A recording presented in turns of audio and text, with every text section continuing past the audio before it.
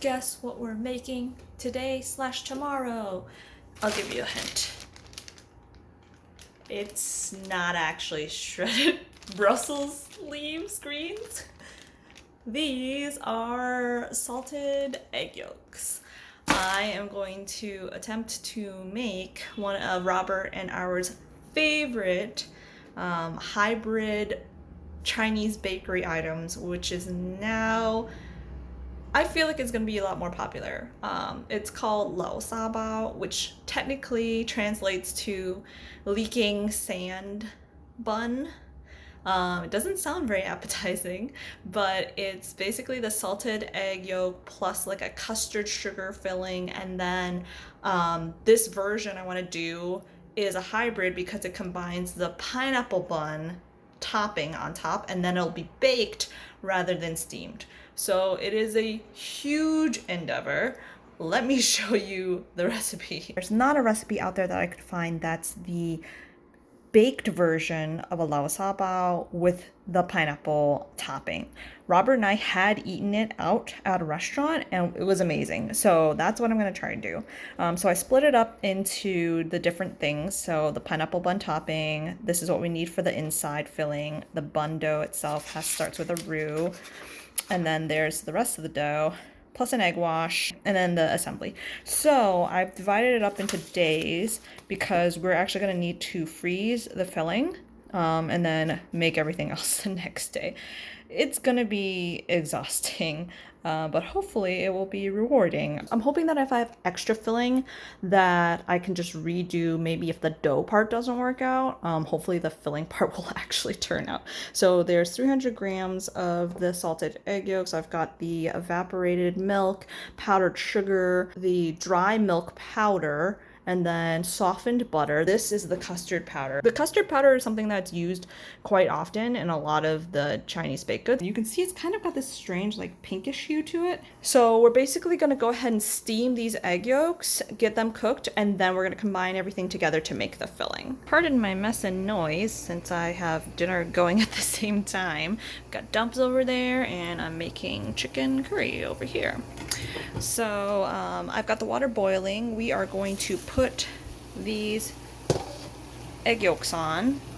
I've got them in here in this container for 5 minutes, just until they are steamed all the way through. Time has gone off, but I don't think these are quite done. Some of them are rather large, so I think I'm gonna just keep steaming it for a couple more minutes to make sure that they're like completely steamed through. We are just gonna mash these to a fine crumb. I felt like the fork just wasn't cutting it.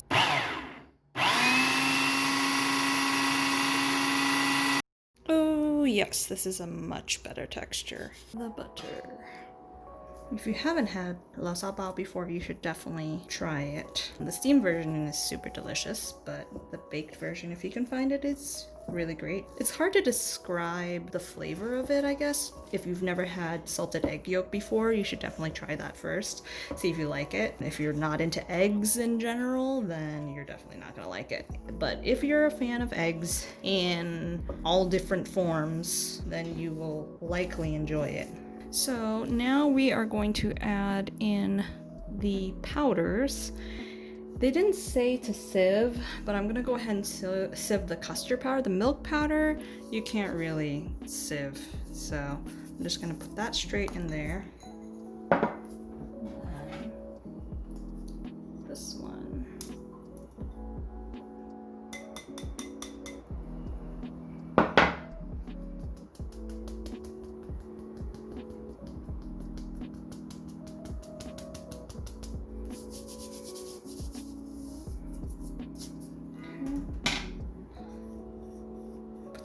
That powder in there. Ooh, it's kind of like cornstarch feeling. Makes sense.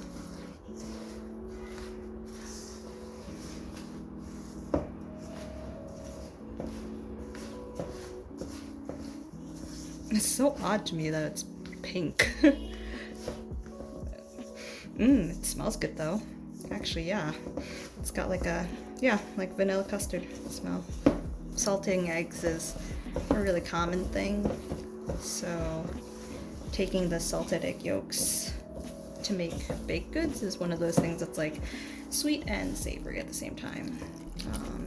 You could do it with chicken eggs. A lot of times it's duck eggs, so it's a very nice treat. I hope that this filling tastes good, since this is really almost all of the egg yolks that I had, so no multiple shots here. We got kind of one try at the filling. And since flour is also scarce, it's gonna be one try at that as well. Again, it doesn't really say to do this, but I'm gonna go ahead and sieve the powdered sugar because I want this to be as smooth as possible. So this is 500 grams of powdered sugar, which is a lot of powdered sugar.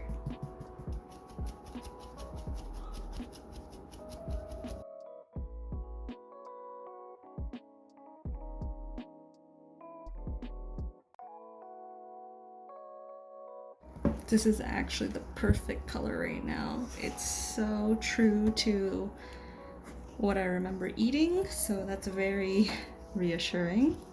It's hard to tell in the video. I think the video, at least from my camera, looks like it's kind of more yellow, but it's actually more of a orangey yellow in here, like a Kraft mac and cheese kind of color. It is really liquidy, so I think I'm gonna actually put it in the fridge for a while and see if it firms up, and then I'll be able to scoop them that way. I think it should be good now. Yeah. Okay, perfect. I don't even know how to read this thing, actually. It's meant for coffee, but it's about the same size, and since I'm gonna be making them smaller anyway, I think I'm gonna keep it around 30 grams each one, so that'll give me a decent amount.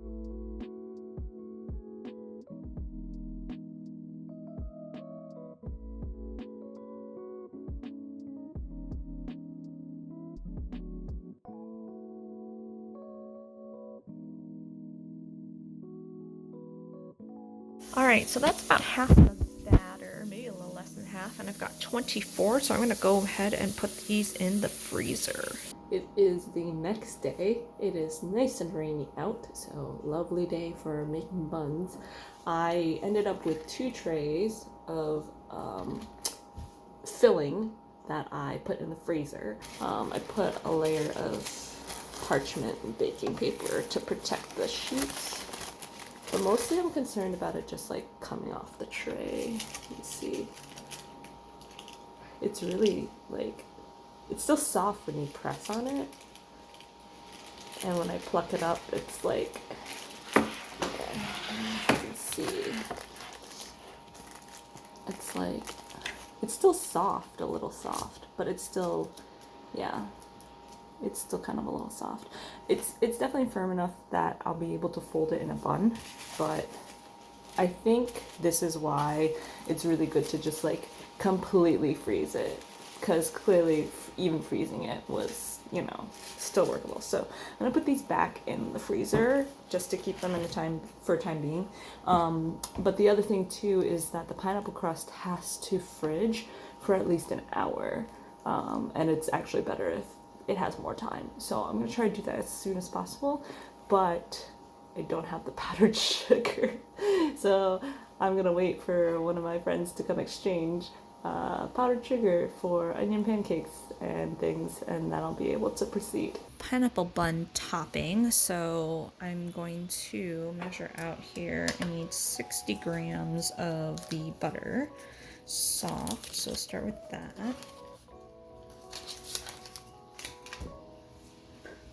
So that's almost 60 already, and that was half a stick. So probably just maybe like 5 tablespoons. Yeah, pretty much 5 tablespoons. This actually doesn't seem like it's that much topping, so we may end up having to make more topping just based on how much filling we have already. But okay, so I've got 1 large egg yolk. I am plopping in there. That looks pretty well incorporated. Add all the rest of the ingredients in, and then we should be good to go. So I've actually already measured out the cake flour, so I'm going to sift that over.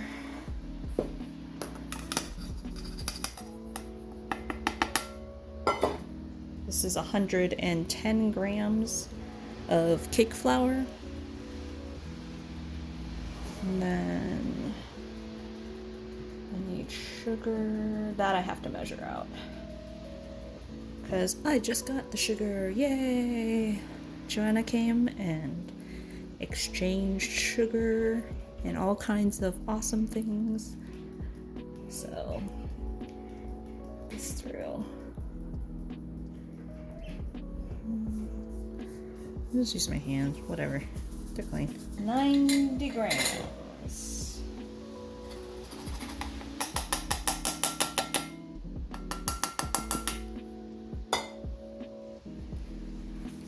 Custard powder.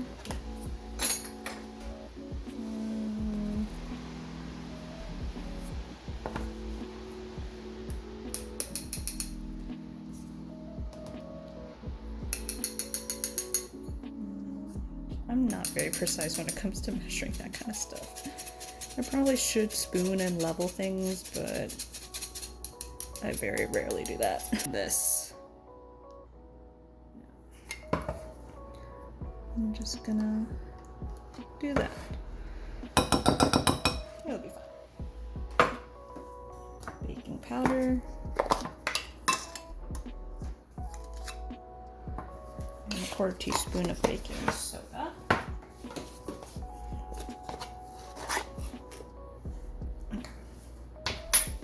Clearly I also cross-contaminate a lot. Okay, so let's mix this.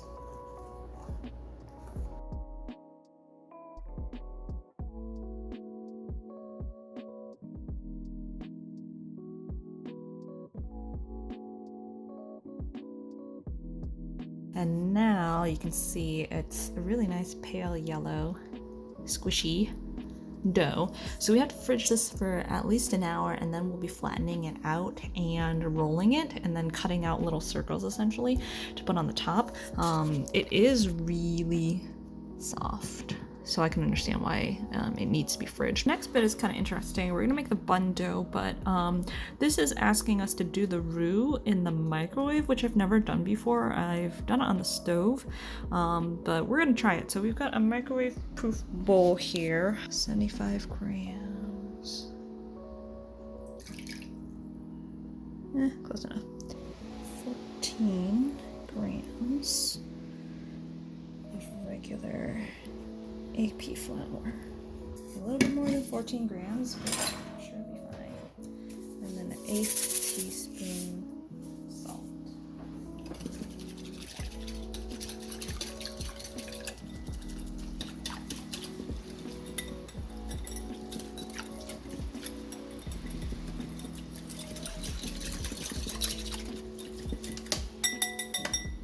Okay, nice and liquidy. Let's go to the microwave. So 15-second bursts. Glorious microwave.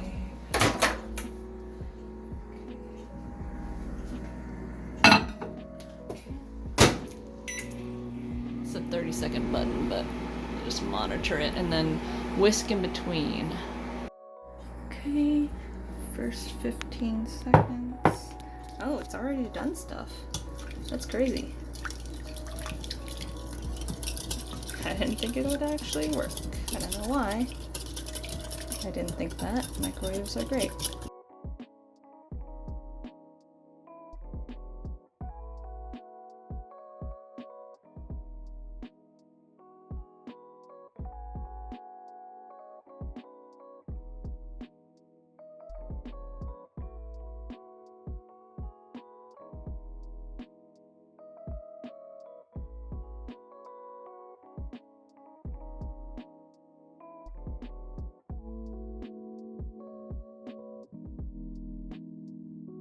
We're gonna start with the flour, 310 grams.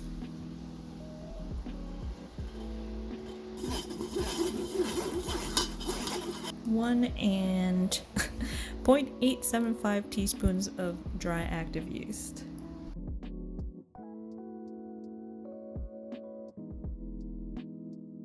I don't actually have heavy cream, so I'm gonna do 80 grams of coconut cream instead. And the recipe also called for 2 tablespoons. Plus 2 tablespoons. 100 grams of condensed milk. Just a little bit more, okay, that's probably good. Woo! Plus the egg white.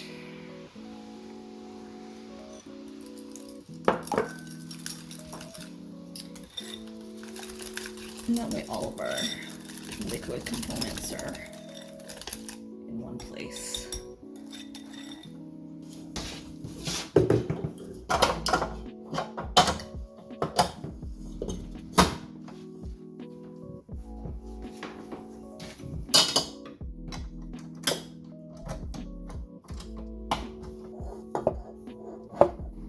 The wet ingredients.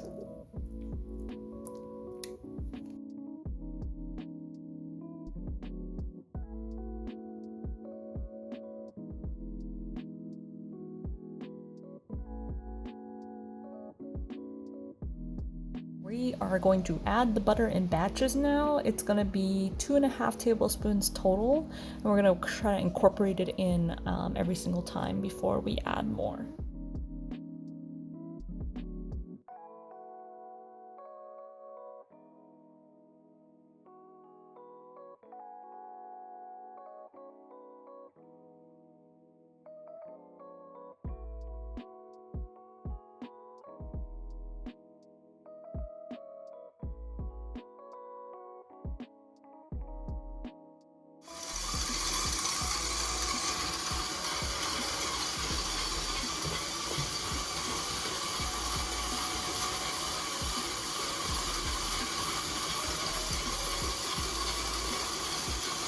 Now that my stand mixer has moved from its corner, and I had to move everything off of there in order to protect it from falling, from shaking so hard, I am going to remove the dough from here and let it prove. Yeah, it is really nice dough here. It's very soft, very gummy. While we wait for the bread dough to prove, we're just gonna make the egg wash. So it's just 1 egg. I've got the 1 tablespoon of coconut cream and then some water. The pineapple crust dough for the topping now. Oh, it's really firm actually. That's a good sign. Okay, cool. Nice. I just want to get it low enough so that I can put other parchment on it.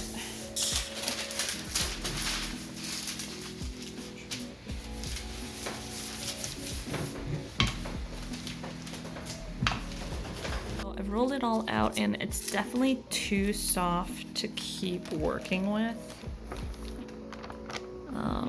So back on the cookie sheet and then we'll fridge it before we punch it out. Typical, when I wrote out the recipe, I didn't tell myself what I was gonna do with shaping them. I just said shape and fill. I think a couple of the blogs that I checked, we actually have this option of putting them into the muffin tins and using these paper like cupcake liners. So I think that if I put these in here, they don't take up the whole thing, so I'm hoping it'll swell above it, but I'm worried about the exposed edge creating an edge on the cupcake or on the bun when it bakes. So I think I'm going to spray it with some oil before I pop this in here, and then I'll try baking it that way. The crust we are going to punch out with a biscuit cutter, but now kind of like looking at, you know, this size, trying to figure out, because the crust needs to drape over the top of the bun, so I think this might be too small, so I might need to go this size or maybe even bigger than that. So I have an assortment of biscuit rounds that I can use. So we'll play around with them and see which one's the best option.